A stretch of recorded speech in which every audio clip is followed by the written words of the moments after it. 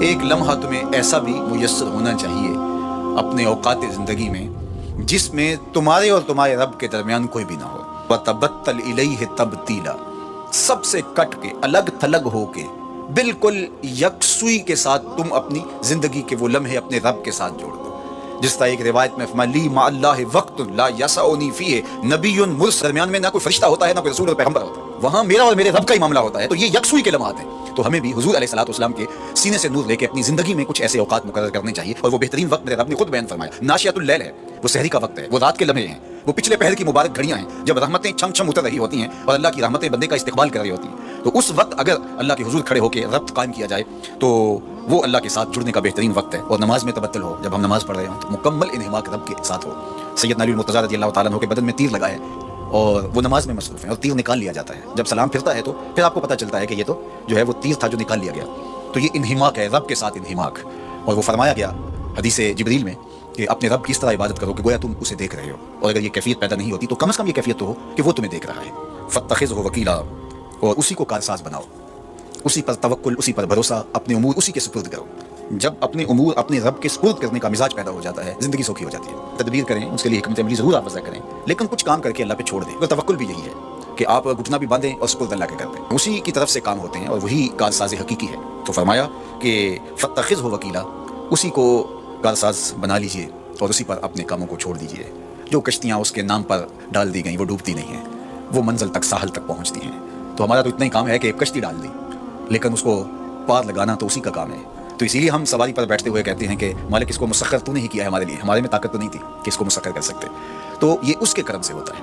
تو وہ اگر چاہے تو کوئی مشکل نہیں ہوتی. تو اس لیے اپنے کاموں کا کارساز اسی کو بنایا جائے. ایک بزرگ تھے، وہ دریا کنارے وضو کر رہے تھے. ایک بچھو تھا جو ایک لکڑی پر تیرتا ہوا، کبھی پانی کے ہچکولوں سے وہ ڈوبتا بھی اور کبھی لکڑی کو تھام لیتا. یوں پانی کے بہاؤ پہ جا رہا تھا تو ان بزرگوں نے دیکھا تو ہاتھ ڈال کر کے اس کو نکالنا چاہا.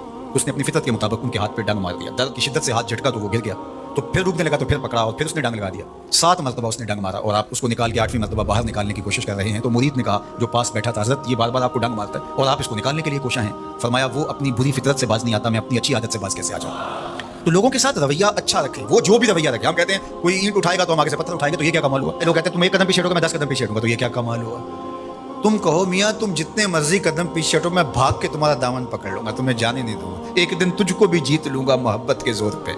ہم کہتے ہیں کہ فلاں میرے ساتھ اچھا سلوک کرتا ہے تو میں بھی اچھا کرتا ہوں، فلاں کا سلوک میرے ساتھ اچھا نہیں ہے تو ٹھیک ہے، جس طرح وہ چلتا ہے میں بھی اسی طرح چل رہا ہوں. یہ تو پھر برابری ہوئی.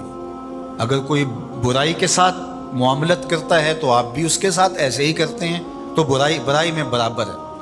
اور اگر آپ کے ساتھ کوئی اچھا سلوک کرتا ہے تو آپ بھی اس کے مقابلے میں اچھا کرتے ہیں تو پھر بھی آپ برابر ہیں، لیکن اچھائی میں برابر ہے.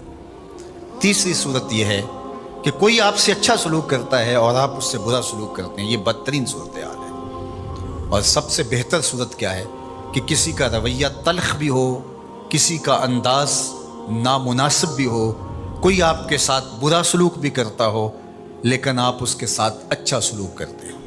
خون کا رشتہ ہے، دودھ کا رشتہ ہے، وطن کا رشتہ ہے، ہمسائیگی کا رشتہ ہے.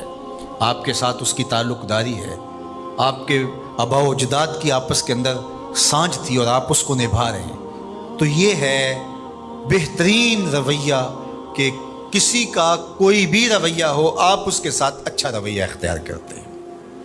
حضرت عقبہ بن عامر رضی اللہ تعالی عنہ کو حضور نے ارشاد فرمایا تھا سل من قطعک واعط من حرمک واعف عن من ظلمک.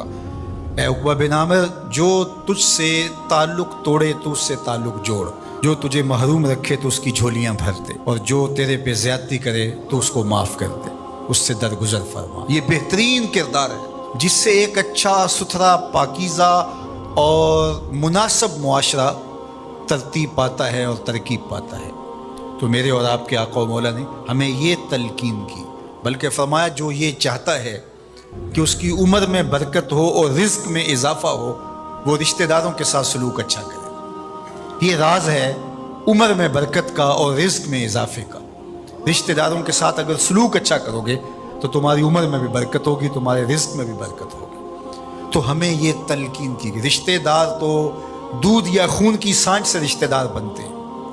کوئی عام انسان بھی ہو، ہمیں تو ان کے ساتھ بھی اچھا رویہ اختیار کرنے کی تلقین کی گئی. حتیٰ کہ آپ کے دین پر نہ بھی ہو تو آپ کی ہمسائیگی میں بستا ہے، مستامن ہے، ذمی ہے، تو اس کے ساتھ آپ کا سلوک اچھا ہوگا. آپ کا دین آپ کو یہ سکھاتا ہے. شیخ سعدی بولے شنیدم کے مردان راہ خدا، دلے دشمنا ہم نہ کردن تنگ، تو را کے میسر شودی مقام کہ با دوستانت خلاف است و جنگ. میں نے سنا ہے کہ جو اللہ کے بندے ہیں وہ تو دشمنوں کا دل بھی نہیں دکھاتے. تجھے تصوف کے مراتب رفیع کیسے نصیب ہو سکتے ہیں؟ تو اپنوں سے جنگ چھیڑ کے بیٹھا ہے. تو اپنوں کے گریبان پھاڑ رہا ہے، اپنوں کی پگڑیاں نوچ رہا ہے، اور تو اپنی رشتہ داریوں کو توڑ رہا ہے.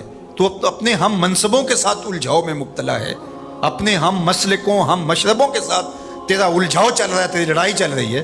تجھے کیسے مرتبہ اور باطن کا نور اور اندر کا اجالا نصیب ہوگا؟ جو اللہ کے بندے ہیں وہ تو دشمنوں کا بھی دل نہیں دکھاتے.